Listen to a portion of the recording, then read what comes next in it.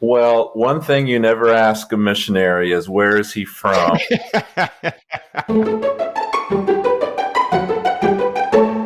Welcome back to another episode of Reason Together, the podcast for Christians who think about stuff. My name is Thomas, here with my good friend Daniel, as always. Good evening.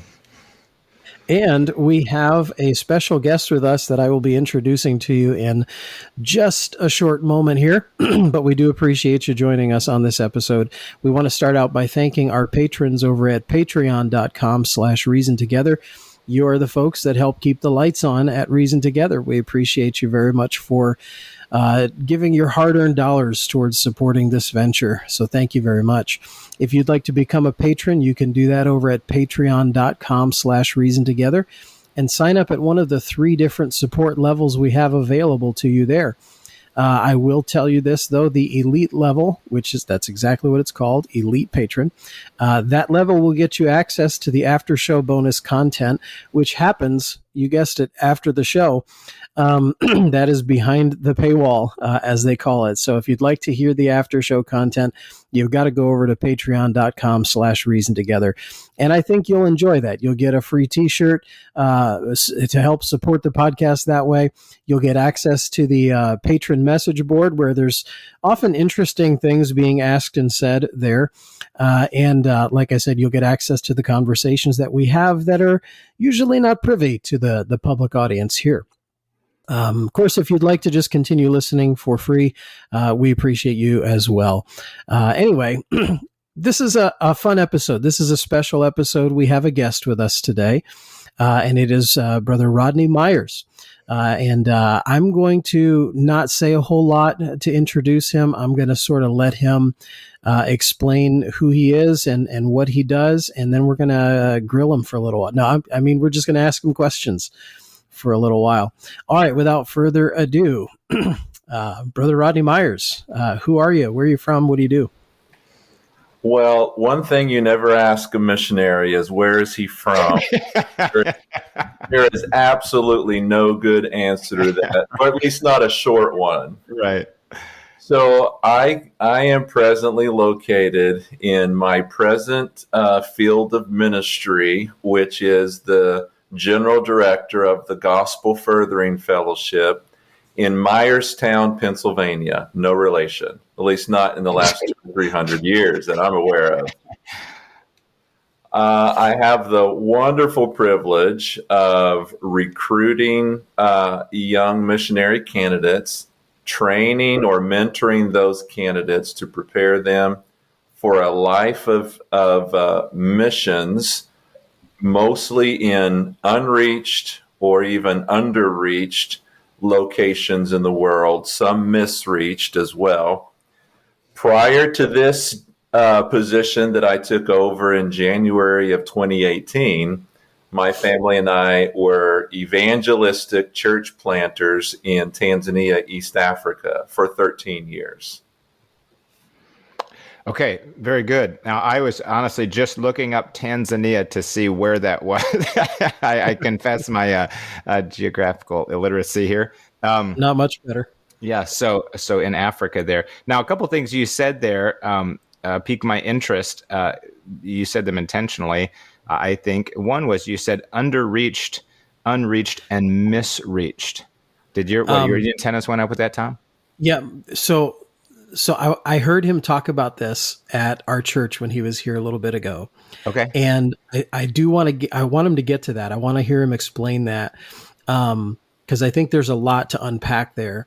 But I think for the sake of listeners who may not already be familiar with what he does, I have a couple of sort of softball precursor questions here. Okay. And you can take these in order. Yeah, he's swinging away. Yeah. You can take these in order. One, what is it that a missions agency does? And second, what makes your missions agency different from some others that might be out there? And I think that's fair to maybe talk about some of the differences. So if you could unpack those two things, and I think that second question will probably lead into the answers to Daniel's questions. Okay. Yeah, I believe so.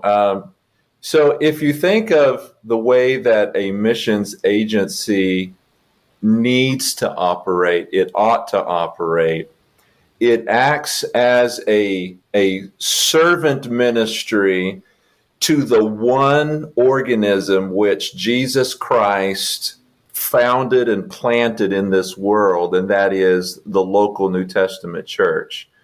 Just like our churches take advantage of camps for our children or other ministries that to bring their experience, their expertise, and their age to the conversation to help them with whatever aspect of ministry that they would like to have without relinquishing their local church authority over their people, then that falls into the category of a mission agency. If you think about it from an Old Testament example of the uncle, or even the we could say the of Moses, he had his father-in-law. That's the word I'm looking for. Mm-hmm. And when Moses, who was a God-ordained man in a God-ordained position with the authority and rights from God to lead the children of Israel, but his father-in-law, who had none of those things, no heavenly authority over Moses or even in Israel, saw that Moses was struggling because he was not prepared for the position that he was in. He came and he advised from his experience, from his age, and in doing so, he helped Moses to organize and to regulate his leadership so that he can lead the people of Israel in a God-honoring fashion. And that's all that a mission board does. From a place of age and experience, we see missionary candidates who are needing to follow God's will through their local church to hard and hellish areas throughout the world, and they can gather that type of a knowledge and reviewed experience that people like myself have had for many decades in order to help prepare them or to help them in their journey while they're there. Right. Yes. That may be one of the better explanations I've heard for the existence of missions agencies. Just just to be honest, because it tied a biblical example into it, though obviously it's not a specific one-to-one illustration, but it does fit, and it seems it seems like a very good explanation of what it is that the missions agencies do. So now, essentially, an advisory capacity. Right. Helping to equip candidates to go to the field as through their local church. Sure. Yeah. So now, taking the second part of it, if your missions agency, and if you could just remind our listeners and it's Gospel Furthering Fellowship, correct? It is, and you can refer to it as GFF for GFF. short. Mm-hmm. Okay. And I'll be sure to put links to that in the show notes and the description as well. So now, if GFF is in the ministry of assisting and helping to equip missionaries with information, so that they aren't surprised by things as much as possible. Mm-hmm. If that's really one of the goals, the main goals of GFF, how is it that you accomplish that differently than other missions agencies? Or do you? Yeah, we do. We do it. There are things that are similar to other mission agencies, and there's some ways that are different than mission agencies. Probably the most distinguishing feature would be how we do it, not what we do. Mm-hmm. But as far as what we do is that we speak directly with and to local church and local church pastors every September throughout the month of September, and many times on into the month of October, especially locally to us. And of course, local for a missionary means within a 4.5 hour driving radius. We hold what we call a GFF missionary table talks sessions, which are 5 one-day sessions, usually start at 9 and end at 2:30 in the afternoon, where we provide, GFF provides lunch and drinks and materials, and at a host church, we have pastors, mission influencers, and even laymen, depending on the type of table talks that you schedule, come where we cover 2 main issues every time, every year, every season, and that is missionary character issues and missionary care issues. So with the character issues, we've covered issues that are critical issues that undermine a local church's investment in missionaries, whether they come from your own church as a sending agency or from another church as a supporting agencies. Issues that we've covered in the past have been pornography, narcissism, pragmatism, financial accountability. But listen, Brother Fox, this is very interesting, and this is starting to be a bleep on the radar of a lot of churches and pastors, not so much on mission agencies, although maybe 1 or 2 that I've heard of. There are more than 200 independent Baptist mission agencies of one stripe or another that I'm aware of. Wow. Only aware of 3 that are taking a full-on look and doing something about missionary care. Mm-hmm, mm-hmm. And GFF is certainly one of those agencies. And so the second topic is about missionary. So let me pause on that for a second and just reiterate what you just said. If I heard you correctly, because there was a little bit of a lag there.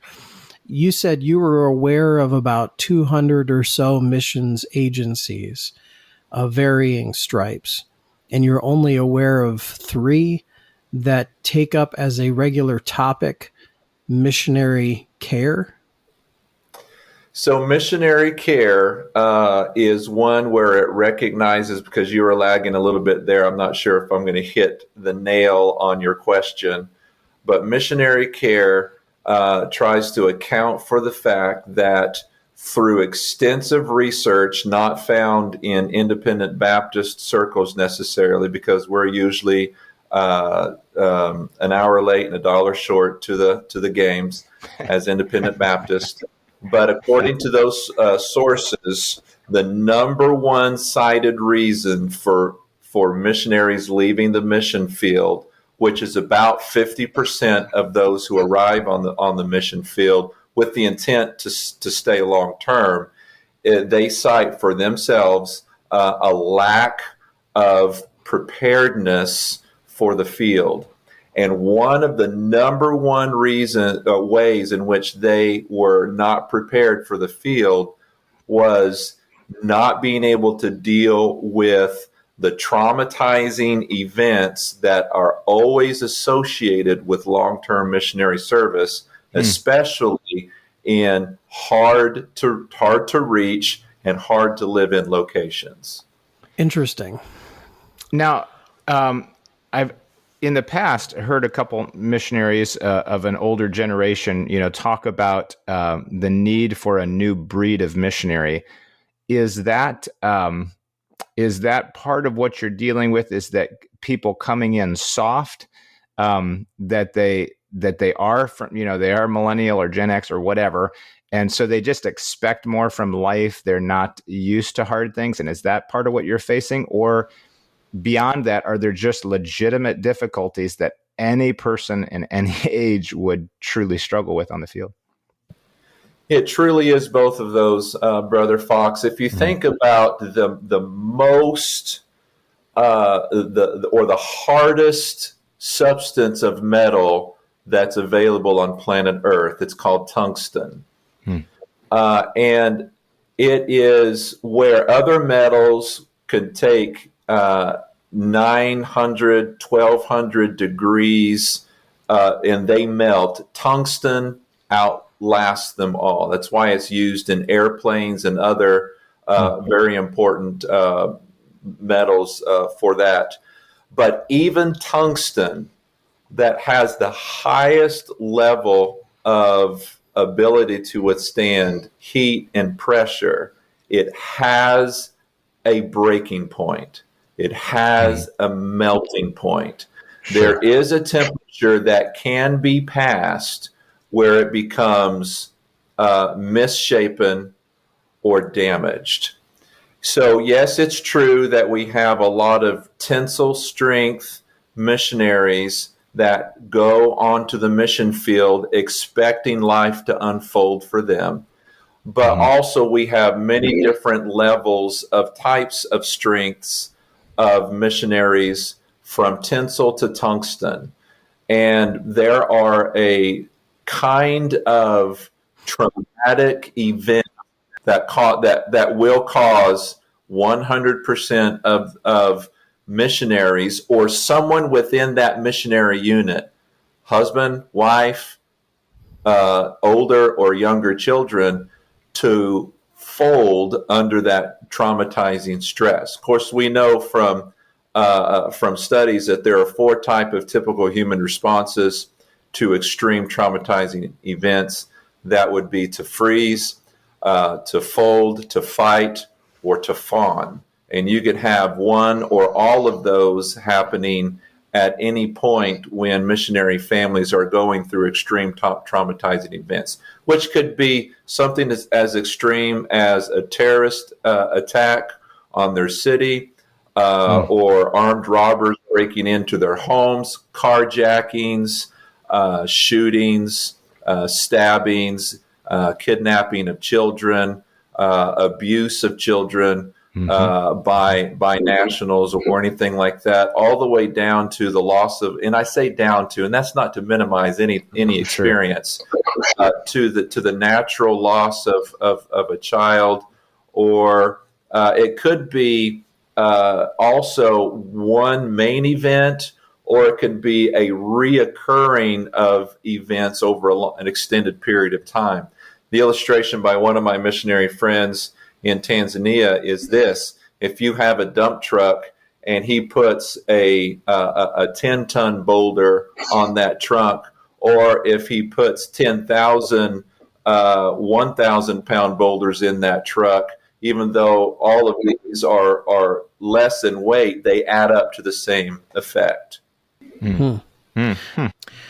Okay, so if I'm understanding what you're saying, you're one of very few mission boards that focus on care for the missionary because of traumatic situations, as you're calling them, whether it be physical trauma, psychological trauma, and so on. Is it possible that out there are generations of folks in ministry that maybe look at that and snub their nose at it, maybe as if that's not necessary, or if it's wimpy or something? How do you answer them with a focus like that? Sure, and we get that question quite frequently, Brother Tom, especially when we are engaged in table talks where there is a pastor's fellowship or a number of pastors are there. Typically, the idea is this, and that is there is a generation of pastors who were told, either by their college, their church pastor, or their parents, that you just need to put your big boy pants on, pull yourself up by your bootstraps, no matter what happens, and keep moving forward. Now, that's not bad advice. It's just that they believe that everyone should respond to trauma in the same way that they've responded to trauma. And maybe they've responded in the best possible way. And there are a numerous different ways to respond. And when you're in a family unit as a missionary family serving, in hard to reach and difficult to live in situations, you could have a husband responding differently than the wife, the parents responding differently than the children, and then one child responding differently than the next, whether they are older or younger, whether they are male or female, and then in that variety, whether they tend to naturally respond in their personality as a fighter, as a freezer, or something else. And so pastors will interpret everyone else as needing to respond in the best way that they have responded naturally to theirs. And it's many times where pastors have actually experienced trauma in their own life as small children, and they have blocked out that type of an emotional response where they have become less responsive to traumatizing events. So many times, So it sounds to me like the problem is cookie cutter advice, really.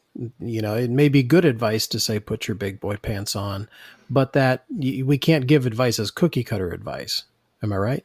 yeah, that's exactly right. And that is also exposing the problem of the relationship gap between a sending church and her pastor and the missionaries who are serving in very different circumstances in a foreign language, in a foreign land, in a foreign culture than what their home church pastor has experienced in his life.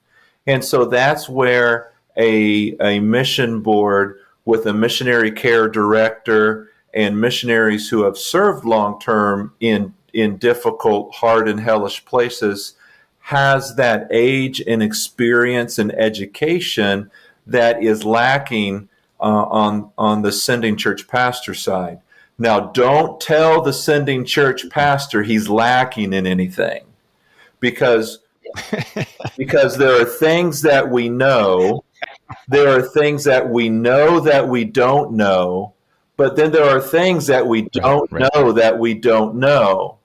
And so if you start telling a sending church pastor that there is an ineptitude to his relationship in education and experience to his missionary who is now serving on the mission field, that a mission care director at a mission agency is better equipped to serve him with, it's a little bit difficult for him to stomach.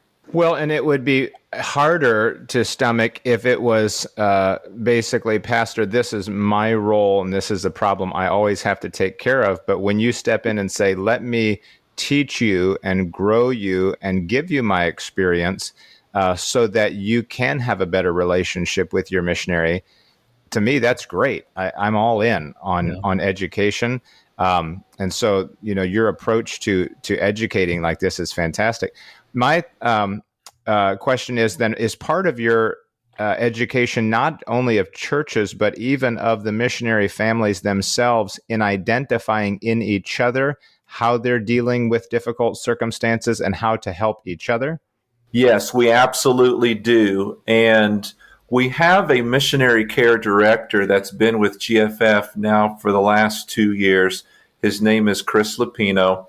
Him and his wife, Nancy, they regularly meet with missionaries either prior to going to the field, while they're serving on the field, when they come home on furlough, or at the end of their missionary career where they're coming off the field for what we call a personal debriefing time.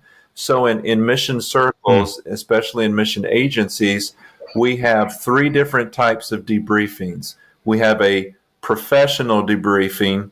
How's the work going? Do you need to reevaluate your goals, your plans, things like that? Because as missionaries go to the field, we have a forward-thinking goal for the first term, for the first 10 years, and for 50 years, which goes beyond what our time is going to be spent on the field. And we've got to be activating that now. We need a professional debriefing to help regulate how things are going and how things need to be reevaluated.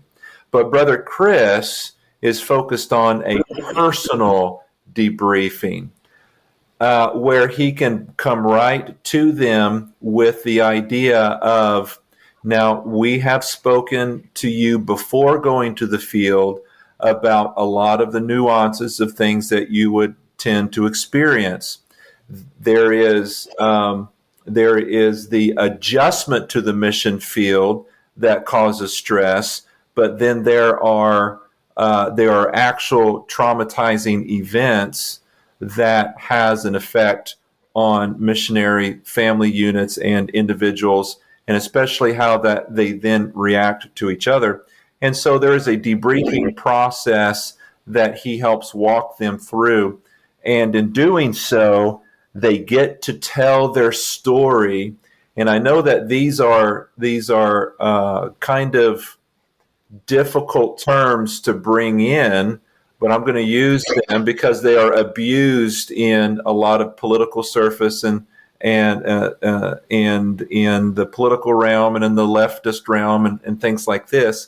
But they're safe places for safe conversations in order to get a safe response. So we're not catering, as in enabling victimhood in missionaries, but many times when a missionary needs to talk to someone, whether they recognize that need or not, they are afraid to reach out to the wrong person, because that person has the ability to take the confidential information that they have just learned from that missionary and either blow it off, which makes the missionary feel ashamed and worse, or blow it out of proportion and take the ministry away from the missionary. The decision about what to do comes out of his hands, and now he finds himself off of the field because a pastor or someone else who has never gone through those experiences before is overreacting to them, thinking that he knows best when he doesn't, or they betray the confidence of the missionary by sharing information that was shared with them with someone else. And so that's why a personal debriefing is left in the hands of our missionary care director, because he is not wearing the white shirt and tie in the office like the general director is. I have a position where he may feel uncomfortable or threatened with the way that I would receive his confidential information as opposed to a missionary care director. So in a sense, this role is to kind of help disarm the concerns of the missionary, or in some way relieve any concerns that they have that their information won't be handled discreetly, or that they'll be in some way, and again, here's another overused word, shamed for needing counsel on something. Am I reading you right? Yeah, Brother Tom, you are spot on with that, because it gives the missionaries the opportunity to tell their story. They have experienced this, and this is how they handled it. This is how they responded to it. This is how their spouse responded to them. This is how their children responded to them. And you're able to share those things in a way that makes you vulnerable, makes your spouse vulnerable.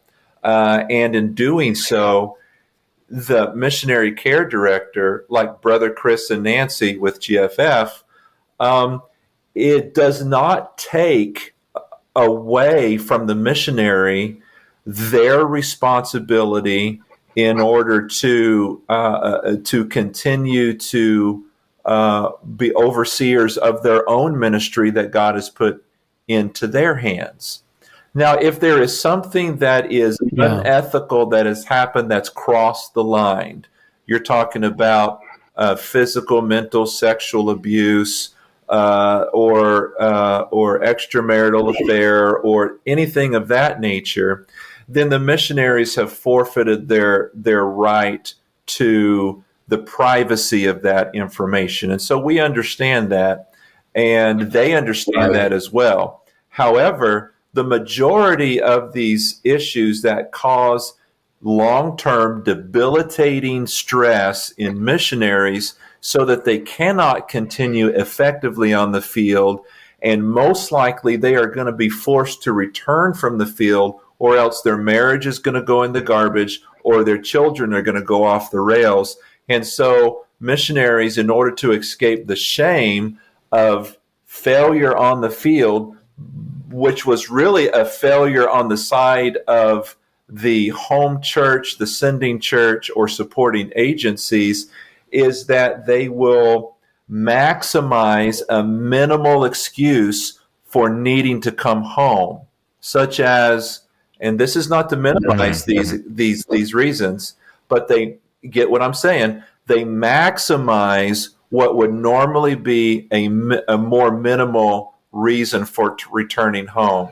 My wife's health, my parents' aging situation that they are in, under-supported, or things like that, and that are common enough reasons that supporting churches here that they say, oh, yeah, that makes sense. The state of our churches these days, or what can you do when your health is in jeopardy? Or, well, we all understand, when our parents hit 75, 80 years old, and we've got to be responsible. And so they have a way out of their difficult situation without dealing or knowing how to deal with that stress. And so they just come home, and then they relocate in ministries that are less stressful because they're off of the field, or they leave the ministry altogether and go into secular work, and they recover, or they. So, if I'm understanding you right, you're essentially saying that missionaries often, and maybe it's partly understandable, look for a non-embarrassing reason to come off of the field, because to some degree they've overstressed on an issue that's been in some cases a legitimate trauma for them, and to at least some degree there's some responsibility laid at the feet of missions agencies, sending pastors, and so on, for not really emphasizing the care of the missionary. That's true. Our missionary care director, Brother Chris, often puts it this way. We have terms that we use for a missionary that doesn't make it on the field. We call them John Marks. We call them Demases. But we don't have a term for the home mission supporters, sending churches, supporting churches, or mission agencies that failed the missionary. As I'm listening to some of those issues, I feel like we would see those stateside as well, say the abuse of a child, or the loss of a child, or something like that. In what ways does missionary service magnify the trauma of those things? Is it that is the aloneness? Is it that they're living in a glass house? Is it the expectations of ministry? In what ways are those traumas, which can be found here too, magnified in their case and needing a special care? So, or are they? That is a larger question that I'm going to be able to answer in the minimal amount of time. So I'll just throw a couple of things out there. Fair enough. One would be what you've already mentioned, and that is not just the loneliness, but the isolationness of being in a place in ministry that is cut off from the rest of the world. And the reason why I focus on that is because it appears in missionary periodicals, mission books written by missionaries, and my experience personally, is that when you leave for a foreign field to serve in, then the home or your passport country that you leave, the United States, is like a different world that continues to spin without you. You have stepped on a different planet that spins at a different rotation and in a different environment than the world you left. And so there is a disconnect between people in America and then the real life experiences of missionaries on the field that is severed. And so that is one thing. Another thing is the many times validated fears that missionaries have when relying on untrustworthy emergency resources that are available to them in the countries wherein they serve, whether that be walk-in clinics in the village or in the city, whether they are hospitals, doctors, nurses, or anything along that lines. You're going to have varying levels of competency and experience, and also a fear on the side of those who are doctors and nurses who are nationals in those fields when working with someone who doesn't speak their language, and they oftentimes seeing them as a different species, or they don't see that they are different and they treat them in a way that they would treat their own tribe or their own people, and they're not used to the differences in treating them. And so these are all factors that missionaries have fears to go through. Okay. That makes sense. So to sort of wrap this up into a package, if I'm understanding what you're saying, what makes GFF different is your emphasis on the character of the missionary and having yearly table talks with pastors and missionaries regarding the character that you're seeing, but also having a care director who can directly communicate with these missionaries in a disarming environment to let them tell their story. And all of this is for the purpose of hopefully extending the longevity of the missionary on the field. So I guess I should have asked beforehand how long GFF has been around. So two questions regarding all of this. First question, do you feel like you have enough longitudinal information or data at this point to see that what you're doing, your approach, has increased the longevity of missionaries? And kind of related to that is, do you think that there are cases in the past that an approach like yours would have kept a missionary on the field?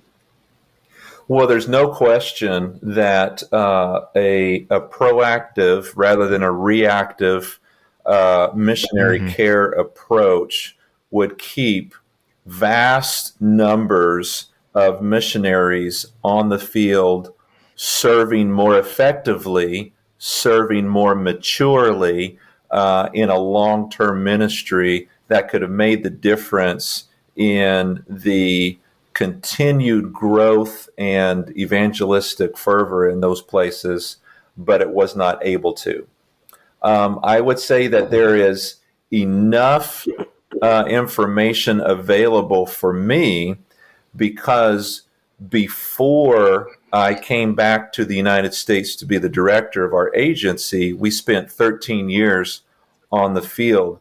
If we had not been visited by Brother Chris Lupino, our missionary care director, who was at that time a pastor of a church in Florida, one of our supporting churches, he had visited us numerous times on the field, not for the purpose of missionary care, but for the purpose of fellowshipping with us, learning more about the ministry, and then teaching nationals in an institute.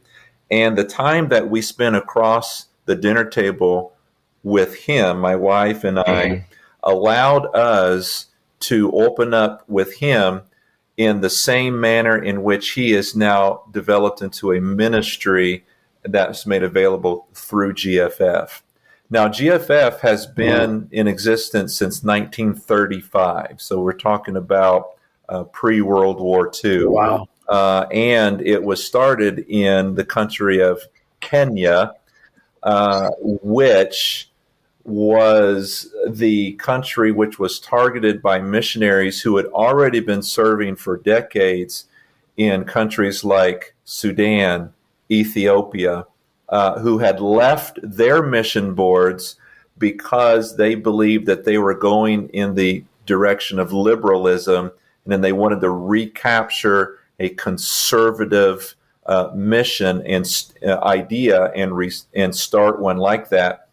And so that, launched out into other countries, but our heart has always been unreached and underreached people groups that the gospel is either falsified or filtered out by their people, their governments, their tribal leaders, or they're just so remote that the gospel in any form has never been able to reach their ears.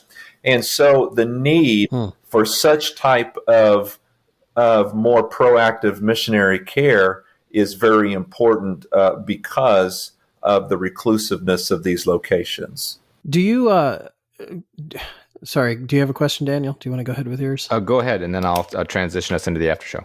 Okay. I was going to ask, what your thoughts are on the United States. And I know, of course, as a missions agency, you're predominantly focused on overseas missions work.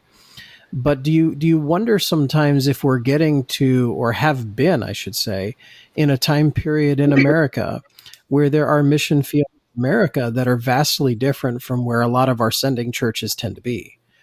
And is there perhaps a need for an approach similar to your missions agency for church planters going out in the United States? So that's a loaded question, and I love it, and I'm glad to answer it as simply as I can, but not as in depth as I would like to. There is a saying that I don't know who has originated it, but it says something like hard times create good men. Weak men. Good men create easy men, times. Easy times create soft men. Weak men. Or weak men, right. Yeah. So I would tend to be of the opinion that is almost on the mark, but not quite on the mark, because I believe that hard times reveal the character of the man himself. But also, easy times reflect the character of a man. So if the character is characterized, I don't mean to be redundant, with a spirit that is full of conviction and passion, then regardless of the times, whether they're easy or hard, then they do the hard work of biblical evangelism and biblical missions the way that the Bible calls for it, and that is surrender, submission, self-sacrifice, and service for the purpose of bringing hard-hearted men to the cross of Christ.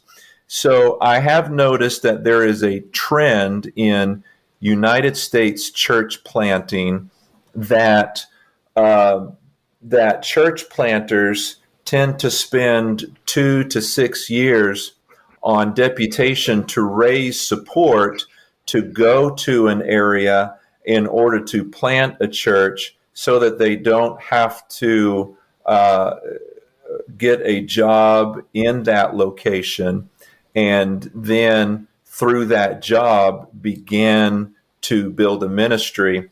And that is more of a new occurrence where you wouldn't necessarily find that 20 or 40 years ago.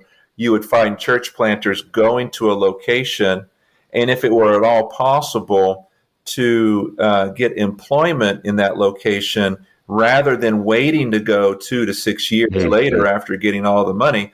They target that today, and they put roots down in that location, and they evangelize in the way that helps them to grow in their faith while also helping other people to come to faith.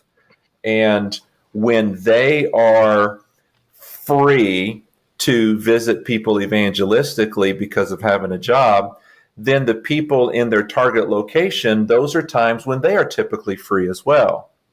To give you an example of that, I have an evangelist friend who planted a church in northern New York.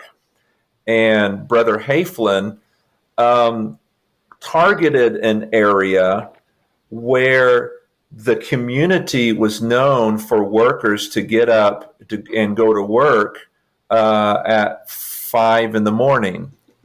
And so they would be free from about 3 o'clock in the morning to 5:30 in the morning, when they're just sitting around having coffee, having breakfast, and then they go off to work around 5:30. And then they work 12-hour shifts, and they're not much good for talking when they come home. But their fellowship time around the family was between 3 and 5:30. So he and a partner would go to people's homes and visit them around 3:30 in the morning. And they normally were received into the home because that was their time of activity and fellowship. And he won a lot of people to the Lord and was able to plant a church that way. And so if he were to have spent, 4-6 years in raising support from all over the United States and then targeting that area, he would be 4 to 6 years later than someone who would have done it right away and have had more converts. And let me tell you another aspect of this. We find in Paul's teaching in 1 Corinthians chapter 9, where he teaches that ministers are to minister to their target people spiritually and then reap from them carnally. That is, the financial ability in order to eat, to live, to lead about a wife, to use Paul's language there. But that creates an accountability and an appreciation between the minister and the people to whom he is ministering directly, a reliance, or what we used to call an independence. And so when you bring in an aspect where 50 churches from far-flinging communities are now paying the monthly support of a pastor planting a church in a community in another state, then that church planter is not relying on his labor, whether he's worthy of a double reward or not, again, to use Paul's language, and he's not relying on the effectualness of his ministry to people who are being fruit of his ministry in order to be able to live. Instead, he's got a sure paycheck from people to whom he's releasing all of his information to, and they are reading it in a letter or maybe on a blog or a vlog, and they are disconnected from that ministry. And so it changes the accountability to people to whom you are directly ministering to a people who is outside of that ministry, I would say in an extra biblical way. And in doing so, you control all of the information that's being released to them. You could paint it however you want to paint it in order to make sure that that money keeps coming in. And I'm not calling necessarily the character of church planters in the United States in the question. It just puts them into a dynamic that is different than what I believe the Bible has scripted us to take. There's more we could ask there, and several questions that pop up as you're talking, but for our listeners, we're going to need to transition now into the after show. And one of the questions I'd like to ask was our original question that we asked at the outset, is what it means to misreach a field. But one other question I have before we transition over there is, do you ever determine through counseling with missionaries, their responses to difficulty and to grief, do you ever determine through that someone actually was not called? And then how do you handle a situation like that? So much good information that we've heard here from Brother Rodney Myers, and director of Gospel Furthering Fellowship, which has been around for several decades now, coming on 90 years, I believe.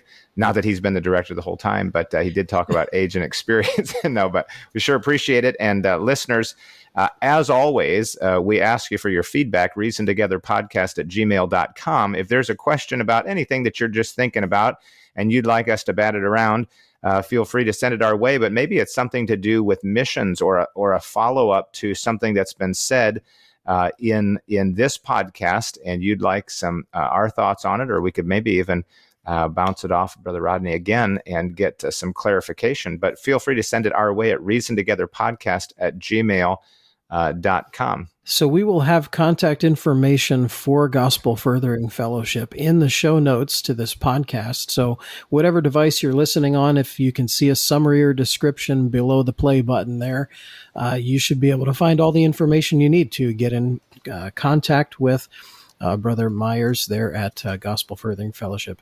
Again, thank you to Brother Rodney for being with us on this episode. We're going to move over into the after show now for you elite patrons and have a brief conversation with him over there. Until next time, we are encouraging balance, developing perspective, and connecting faith to practice. This is Reason Together.